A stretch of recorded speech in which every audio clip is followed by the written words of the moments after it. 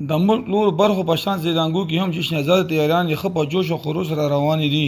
ځای په ځای د پاکستان جنډې بیجونه رنګارنګ کپړې او لور سمنونو سټلونه هم لګېدلي دي.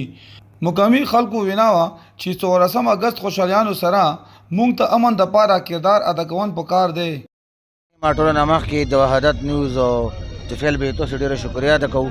خبره راغله 14 اګست حوالې سره لکه د ملک نور غټو شهرونو په شان تحصیل ټل ضلع هنګو کې هم د 14 اګست تیارې زور و شور سره روانې وي، خو اعلی حکام نه د وخت کوم حکمرانو دغو نه عوام یو مطالبه کوي 14 اګست هم لازمي ده سموي جوش و خروش سره منو کو ځکه چې دا ملک موږ ته ډېر قربانۍ نه بعد میلو شوی، خو من کې حالان کې شته، خو پهله مو ته امن پکار ده. شکر الحمدلله 14 اگست ورځې باندې مو پاکستان ته ازادي ملوه.